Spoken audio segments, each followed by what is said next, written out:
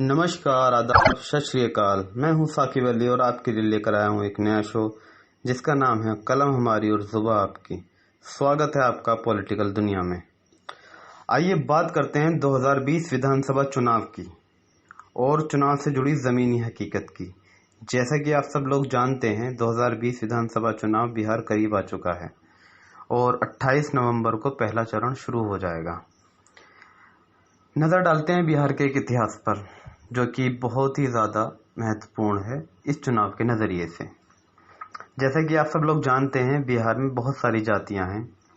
जाति एक बहुत बड़ा फैक्टर बिहार में माना जाता है चुनाव के लिए। जनता के लिए स्थानीय मुद्दों से ज़्यादा हमेशा मायने रखती है जाति।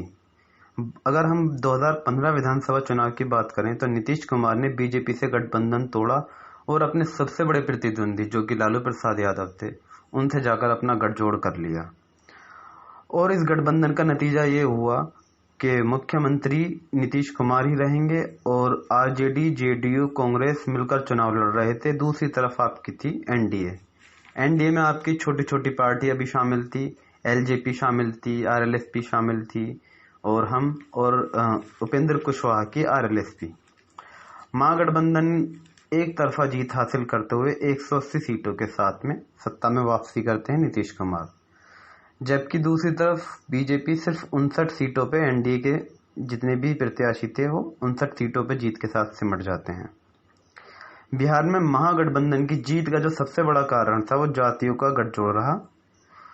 कुर्मी कोरी, जिनकी पॉपुलेशन 12% है, वो नीतीश कुमार के कोर वोटर्स माने जाते हैं और दूसरी तरफ माहे दलितों का भी समर्थन नीतीश कुमार को प्राप्त है।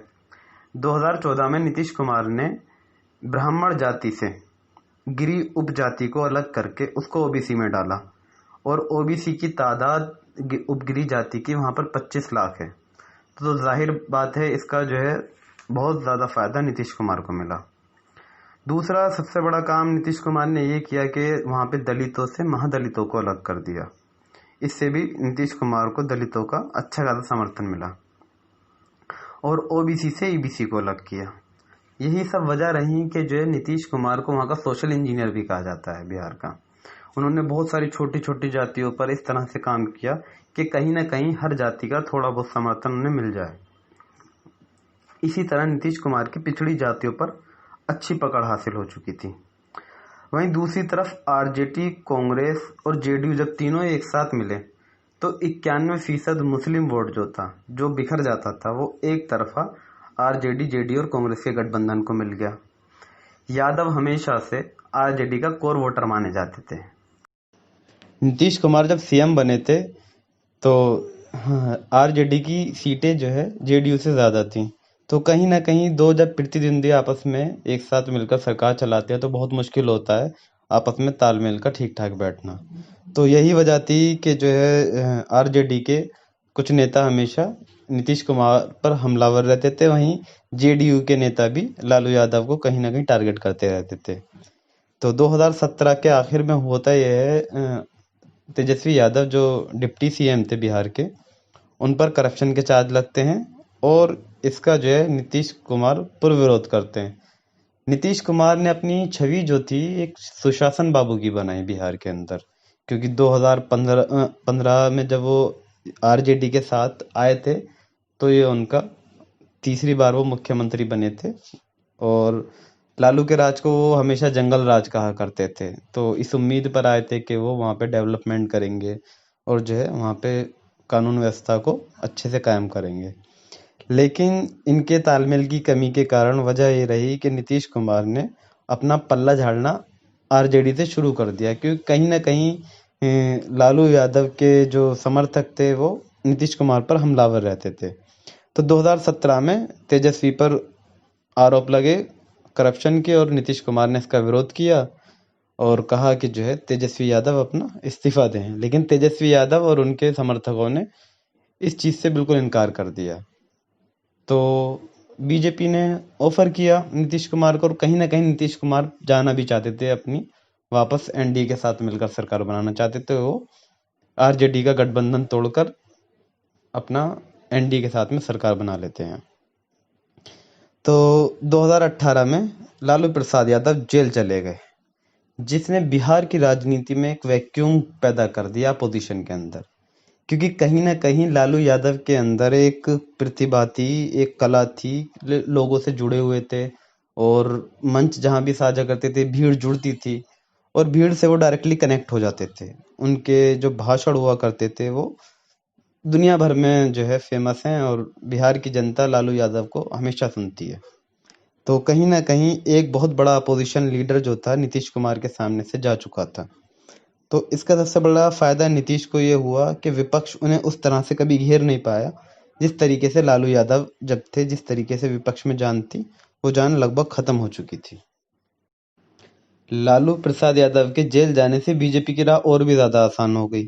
वो 2014 में ही मोदी लहर के नाम पर यादव वोटों में पहले से ही सेंधमारी कर चुकी थी, लेकिन लालू यादव के जेल जाने के बाद उसके लिए और ज्यादा आसानी हो गई और उसने यादव वोटों में अपनी और भी ज्यादा अच्छी पकड़ बना ली। अगर हम 2015 विधानसभा के चुनाव के नतीजों पर कुछ नजर डालें, आंकड़े ये बताते हैं कि बिहार के अंदर यादवों की तादाद है 15%, लेकिन जीत कर आते हैं 61 यादव, जिसमें 41 विधायक अकेले आरजेडी पार्टी से चुनकर आए थे। और कोरी जाति वहां पर 8% है, लेकिन उसके विधायक बने 19। कुर्मी जाति वहां पर 4% है, लेकिन विधायक जीत कर आते हैं 16। और उसी के उलट मुसलमानों की तादाद 16% से 18% है, लेकिन विधायक बनते हैं सिर्फ 24। इसी तरह अगर 2019 लोकसभा चुनाव पर नजर डाली जाए तो तस्वीर लगभग पहले से ही साफ थी। गठबंधन बहुत ज्यादा कमजोर था। विपक्ष में कोई भी ऐसा नेता नहीं था जो नीतीश कुमार और एनडीए गठबंधन को टक्कर दे सके। तेजस्वी यादव को कोई भी नेता स्वीकार करने के लिए तैयार ही नहीं था। उनके अंदर अनुभव की भी कमी है और तेजस्वी यादव की जो पहचान है बिहार के अंदर वो सिर्फ इतनी है कि वो लालू प्रसाद यादव के बेटे हैं। उसके अलावा उनके अंदर ना ही वो समझबूझ है, ना ही वो कनेक्टिविटी है, ना ही वो ऐसे जमीन से जुड़े हुए नेता हैं जो किसी आंदोलन से निकले हों, और ना ही वो पब्लिक के बीच में इस तरह से एक्टिव रहे कि पब्लिक का उन्हें प्यार और जो है वोट उस तरह से मिल सके जिस तरह से लालू को मिलता रहा है हमेशा से। 2019 लोकसभा चुनाव में गठबंधन 40 सीटों पर लड़ता है, जिसमें 39 पर उसे हार मिली और सिर्फ किशनगंज की सीट जहां पर मुसलमानों की आबादी 70% के लगभग है, वो सीट कांग्रेस बचाने में कामयाब रही। बाकी सभी सीटों पर आरजेडी कांग्रेस का गठबंधन बुरी तरह से हार कर आता है।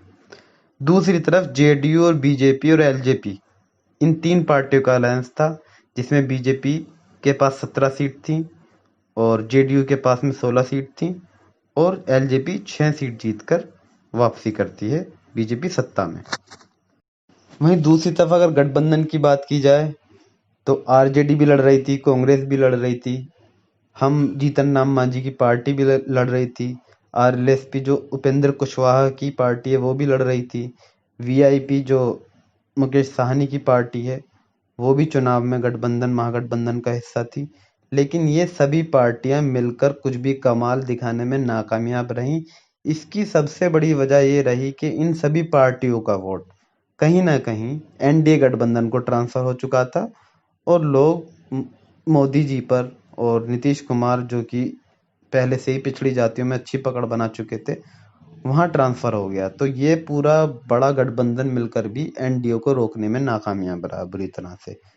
बार बार मैं इस बात पे गौर देना चाहूंगा कि जो है 39 सीट हारने के बावजूद सिर्फ गठबंधन एक सीट जीतता है, वो भी किशनगंज की, जहां मुसलमानों की आबादी 70% है। ये नतीजे इशारा भी करते हैं कि यादवों का वोट एनडीए की तरफ ट्रांसफर हो चुका था और एनडीए को चमत्कारी जीत मिली। गठबंधन को सिर्फ मुस्लिम वोट एक तरफा मिला। किशनगंज सीट का सबसे बड़ा उदाहरण है। अगर हम 2014 के लोकसभा चुनाव पर नजर डालें तो गठबंधन की 6 सीटों पर जीत हुई, जिसमें 4 लोकसभा सीट सीमांचल की थी जहां पे मुसलमानों की आबादी 30% से 70% है। अब पिछले आंकड़ों की तुलना की जाए और 2020 विधानसभा के चुनाव पर अगर हम नजर डालें तो सभी पार्टियों ने अपनी ताल ठोक दी है। एनडीए ने नीतीश कुमार को फिर से मुख्यमंत्री का अपना चेहरा घोषित कर दिया है, लेकिन एलजेपी ने नीतीश कुमार के खिलाफ उम्मीदवार उतारने का ऐलान कर दिया है। वहीं बीजेपी की तरफ एक नर्म रुख इख्तियार किया है। चिराग पासवान पहले भी नरेंद्र मोदी की तारीफ कर चुके हैं और उनके समर्थन में अपने भाषण दे चुके हैं और वो नरेंद्र मोदी से बहुत ज़्यादा प्रभावित हैं, इंस्पायर हैं, लेकिन वो बीजेपी के खिलाफ नहीं जा रहे, लेकिन नीतीश कुमार के खिलाफ जा रहे हैं। ये बहुत ज़्यादा गौर करने की बात है। नए नवेले अध्यक्ष चिराग पासवान, वो बीजेपी के खिलाफ कोई भी उम्मीदवार नहीं उतारेंगे। वहीं जेडीयू के खिलाफ हर सीट पर उम्मीदवार उतारने का ऐलान कर चुके हैं, लेकिन ये एक इत्तेफाक नहीं है। इसके पीछे बहुत सी राजनीति है, बहुत सी सोच है। कहीं ना कहीं चिराग पासवान अपने आप को साबित करना चाहते हैं।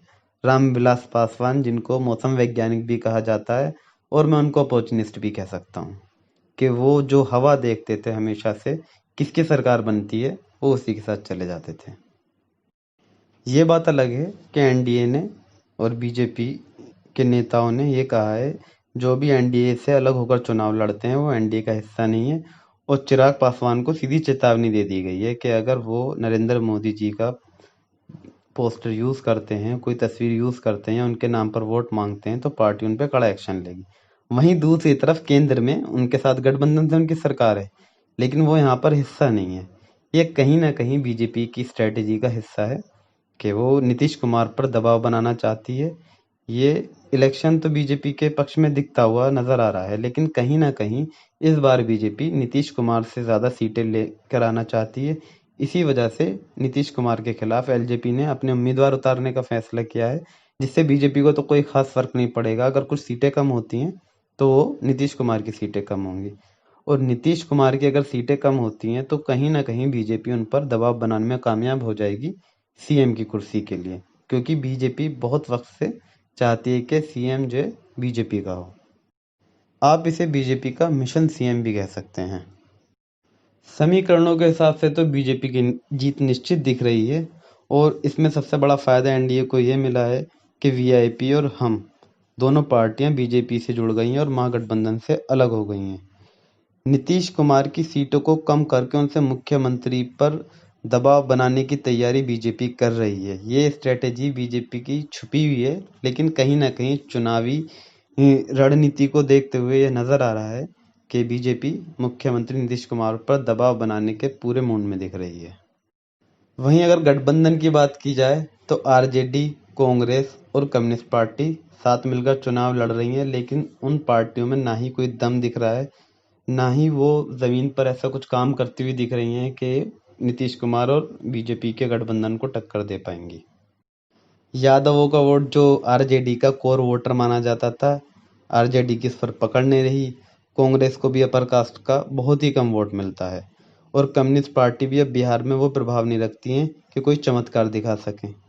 अब बात आती है, अकेले मुसलमान गठबंधन को जिताने की स्थिति में नहीं है।